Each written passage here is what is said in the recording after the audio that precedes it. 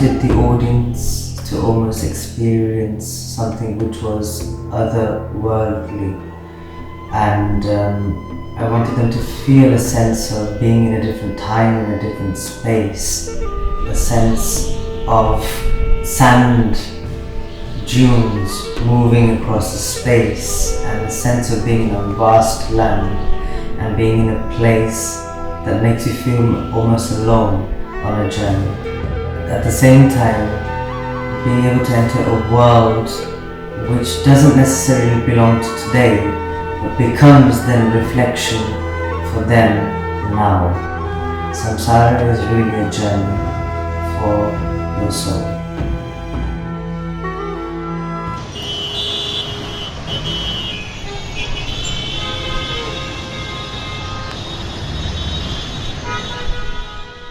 Aakash and I first saw Shenyuan on stage in autumn 2016 when we went to Sadler's Wells to see Yang Liping's Under Siege. It was a recommendation of our friend Farouk Chowdhury, who had in mind another dancer for us to work with. Shenyuan was playing a concubine, and he started to move like ever so elegantly, softly, like Mercury. The minute he walked on stage, he just captured us. The sense of his stilt had movements in it. The sense of his silence had a sense of screaming in it. But what was most incredible is when he started to actually move, he was like Mercury, like water. I mean, he slithered across the stage with such effortless flow. And I still remember each and every member of the audience around me being gobsmacked and just sitting there in silence, completely captivated by this dancer who moved like a god. And when I saw him dance, my heart instantly said to me, why can't I dance with him? He's the one. So there was an instant connection. And I think what was more important was all the other dancers were like explosions going outwards, but he was like this supernova which exploded but pulled us all in. We'd got a small grant from Arts Council England to do some development work in China with the dancer, and some weeks before we were about to depart, we got a call from Farouk saying, I'm really sorry, but the other guy has got a job, like a commercial job, and he can't commit to the project anymore. And for a moment I was like, oh no, what do we do now? Because we've got some support to kind of make this project happen. Our producer and Farouk, Anand and Farouk, suggested, why don't you work with the boy who played the geisha, which was the person I really actually wanted to work with. I think you can call it the law of attraction, because I think there was an instant sense of attraction to his spirit and his soul. I knocked on Farouk's door again and said, look, why don't you reach out to this other person who we liked? And Farouk thankfully made the phone call. And yes, so Shenyuan agreed to see Aakash, and they met for the first time in March 2017 in Shanghai. 我第一次有印象的应该是看 Aakash 的视频，然后在视频里他是一个条件非常好，看上去个子非常高的一个舞者，所以当时看到视频的时候会觉得，哇，我们应该会有很多双人舞的托举啊，或者，但没想到我真的见到 Aakash 的时候，哇，他好瘦小，然后居然没有想到比我还瘦，比我还轻，所以也是见到 Aakash 以后，我们在有很多新的尝试。They did a kind of a small workshop series when Hu was rehearsing it for his own kind of company project at the time. They liked each other so much that they decided that it would be worth meeting again. So we invited Hu to Leicester for the first time in May 2017. On that occasion, I kind of preempted the kind of thinking for Aakash and said, I think really after this, you need to make a decision whether you want to work with him or not, because otherwise there's a lot of dating going on without any commitment, and it's a long way to China and for China to here for you to continue to do that. Luckily for me, they said, no, we're going to make something, and that's how the journey began.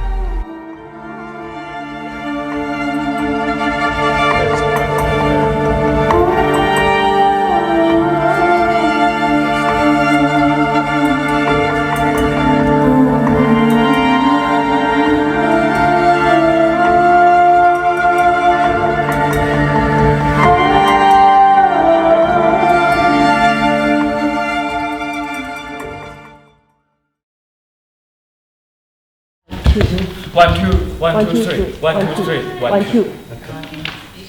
1, 2. No. The biggest challenge that they both had was that Hu does not speak any English and Aakash doesn't speak any Mandarin. And so it's very difficult for them to communicate through words, but found that they could communicate quite effectively through movement. And so there was something that was inviting each other into a space, regardless of the spoken word barrier. So I could see that they could bring out the best in each other. And that gave me the impetus to say, no, I think that they can make something really beautiful together.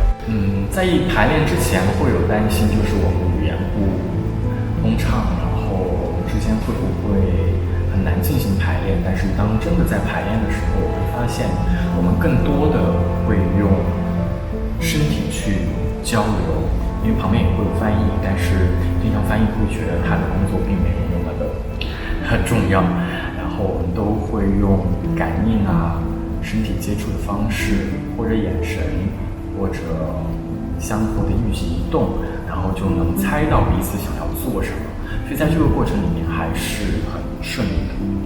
I think what was really interesting about me and Hu was I spoke no Mandarin and he spoke no English. So the question was, how do we communicate? We found a sense of communicating through movement and through feel and through the body's own intelligence to understand the other. And it became for us a language without words. Often the translator would start translating and I would interject and intervene and say, oh, I think he actually means this. And often Hu would do the same. So there was a real deep understanding. One could even say an ESP, an extrasensory perception of what was happening around us. And that became for me the base of Samsara, where the languages, cultures and boundaries really blurred.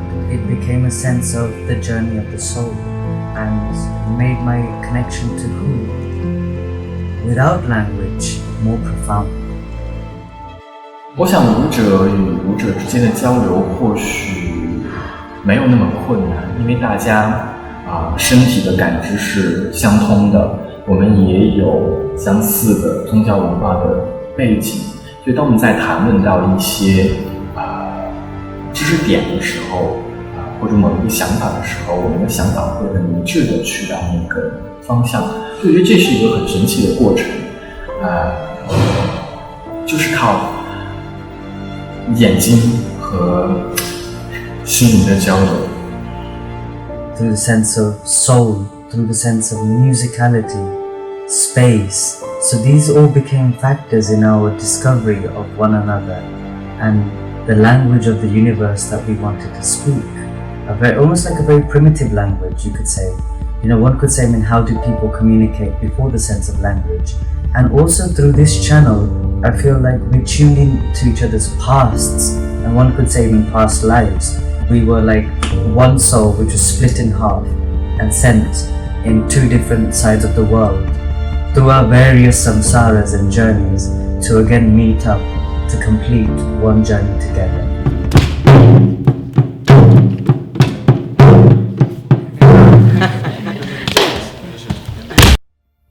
I feel Samsara really is an amazing example of cultural interdependency.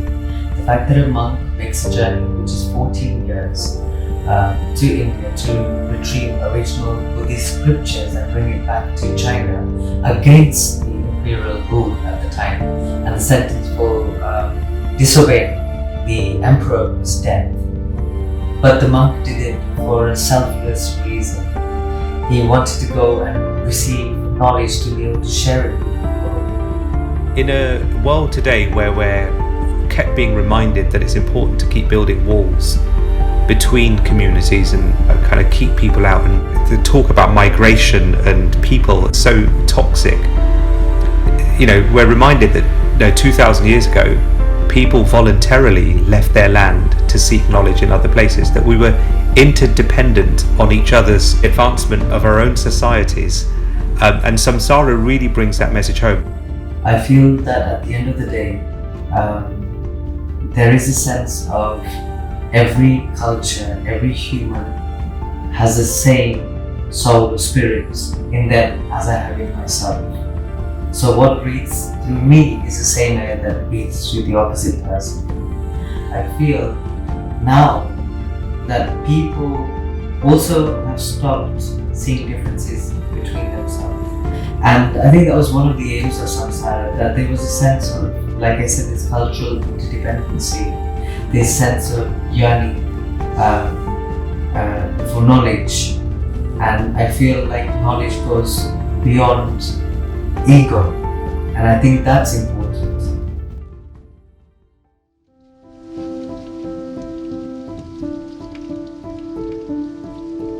We formed some really great partnerships to realise Samsara. One of those was the Tzoka Festival organised by Melbourne Arts Centre in Australia. I met Stephen Armstrong at an APAM conference which takes place in Australia around 2018, and I was able to pitch the idea to him. And he said that I should follow him up with an email, so I sent some details across and that was followed on by a phone call. Aakash and I were mulling over whether it would be better to kind of do a premiere of Samsara in China where Hu lives, or in England where Aakash lives. And Stephen was explaining to me that Tzoka was about kind of presenting the ideas of Asia in a contemporary context. It struck me that Samsara and both Aakash and who are practicing kind of classical and folk forms of dance from both India and China. So I just thought that's the kind of a marriage made in heaven. They offered us residency space at Lucy Guerin's studio and then at Bunjil Place before the premiere. And those things really helped for the project to kind of, I guess, find its voice and its potential. During this time it was interesting because neither of us were in our home zone. We were in a very different environment, so we were both almost cut off from the rest of the world. So our sole focus became the studio and what we created in there. And I think that allowed us to really bubble in this environment and create an atmosphere which then had a longer shelf life compared to other places that we did other places. Whenever we did residencies, it gave us a chance to be able to so immerse ourselves completely in this world, because the studios gave us unlimited access and we were able to really work through the night. I think it was a great experience, and I'm really grateful to them to have given us the space and the time. Mind the gap. We knew from the very beginning that the gestation period for trying to make something was going to be over a longer period of time, as we could get gather our resources and get each other to each other's countries and kind of jam in a space there to make something that was kind of coherent. And I think crossing that bridge was really helped when we had invited members of the Bagri Foundation to come and see Aakash perform at the South Bank Centre when he was doing a solo performance, and that started a dialogue with them about Aakash's kind of future work. And we invited Alka Bagri and the team to see Aakash with Hu at Sadler's Wells Theatre in London, where they were just in a rehearsal space together. And luckily for us, Aakash and Hu were able to convey the meaning of what they were trying to make to the Bagri Foundation, and they kind of gave us the resources to be able to bridge the kind of geographic divide and make sure that they could keep meeting up and exchange and make something that blended together beautifully.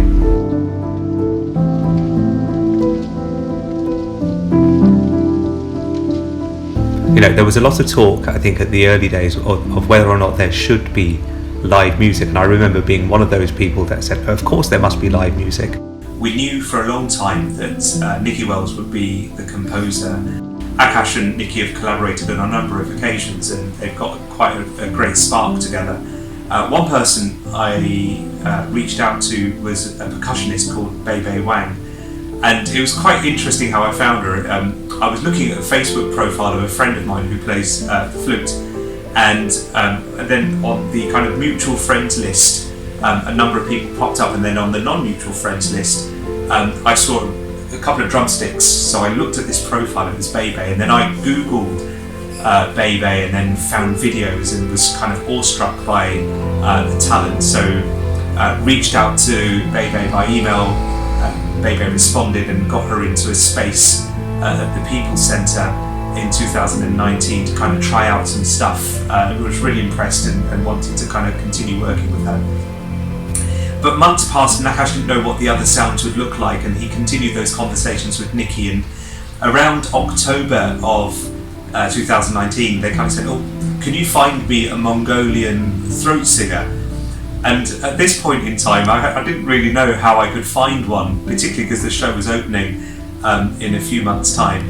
And so I went into Overdrive and found some videos of a musician based in the UK called Michael Ormiston, and reached out to Michael instantly because I was kind of really fascinated by what he was doing.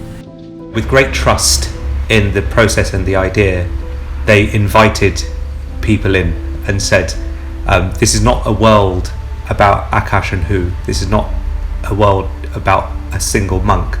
This is a world that we create together. For me, there was definite key pillars in this piece.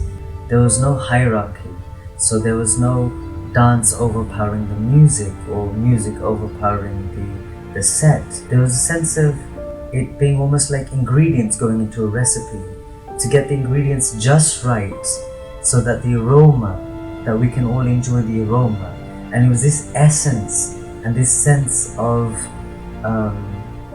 liberation that we wanted to create, so that we as the counterparts of this production are all eliminated, and it becomes about this story with this atmosphere and the resonating effect it has with the people who are watching it. The world of Samsara itself has been interdependent on a multicultural input in order to bring the story to life, and both artists, although they come from a particular part of the world, were so welcoming of so many people to share that journey with them.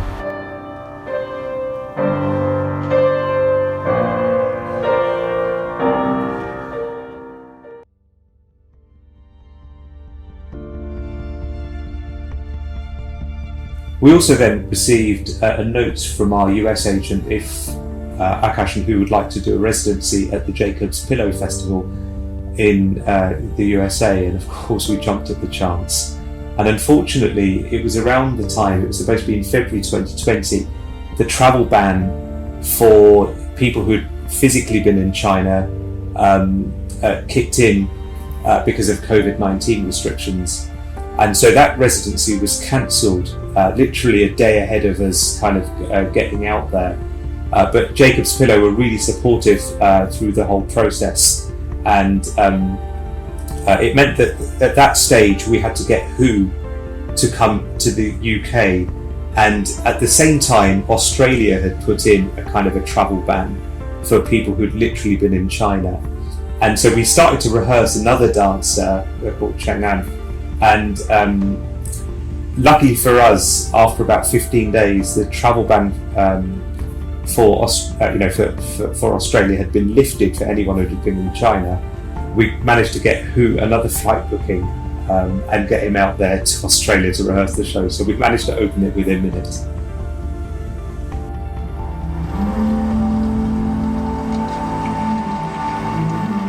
By the end, when we were in Melbourne working on the premiere, I felt like all these different journeys that were happening, all these different parts that are played in Samsara, like the set, the sound, the music, were all coming together. It was like, and even if they weren't on the same page, we were on the same parallels, on the same lines, doing the same journey towards the same destination. And that's when I felt a sense of the synergy coming together, and this piece really now taking on a life of its own. 那2周我跟Aakash都非常的紧张吧，因为在2周前我们开始进入剧场合成，然后在这期间，然后有很多新的发生，然后和很多新的改变，然后会有一点焦虑，但是当每天的工作一步步进行的时候，会发现终于会越来越顺利。And until the last moment where I was going on stage, I was unsure, about this work. Is it something that people are going to understand and absorb? Or is it something that lives only in my imagination? But I just had to say to myself, we've done everything we can. Now is the time to surrender. Even though it was hard, knowing that this child has been nurtured for the past 3 years. You've cried with this child, you've laughed with this child. You've given it absolutely everything that you possibly can to nourish it and make it grow. But there comes a point where you say, this is it. Surrender, give in, and pass it over to the other side, to the people who are watching. The people in front of me and also above.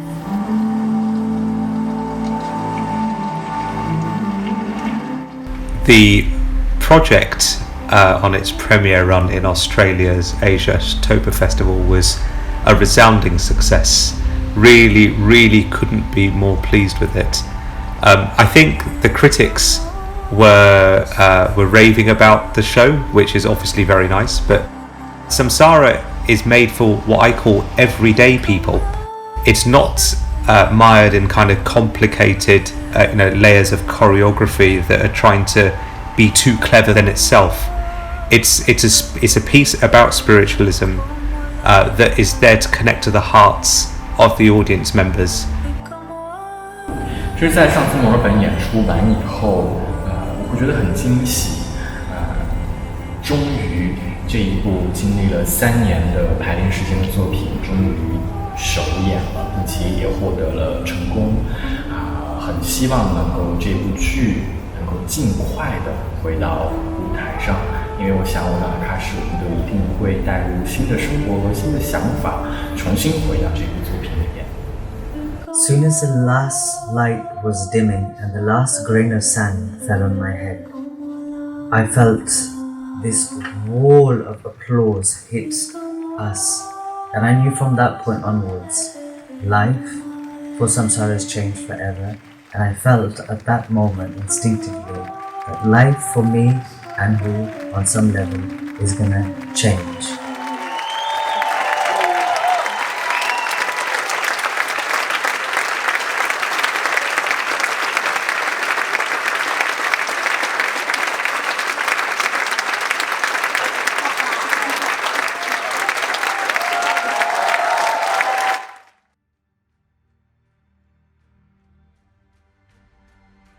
For me, life I can split into 2 halves now, and it's clear there was life before Samsara and life after Samsara.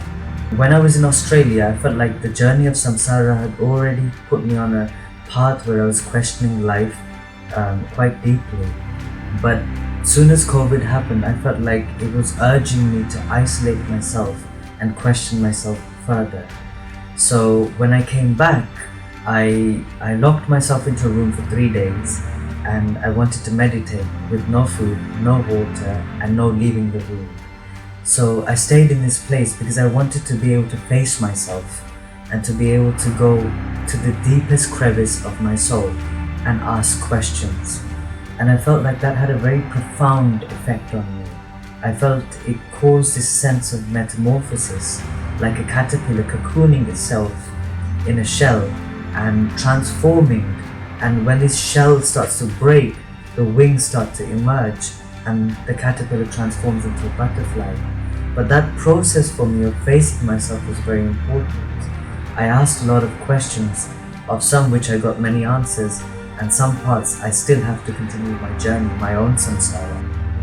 And if I was to reflect on samsara, I think it's important to be able to give yourself a sense of time, space, to really allow your soul to be nourished and to flourish in a way that can elevate you and those around.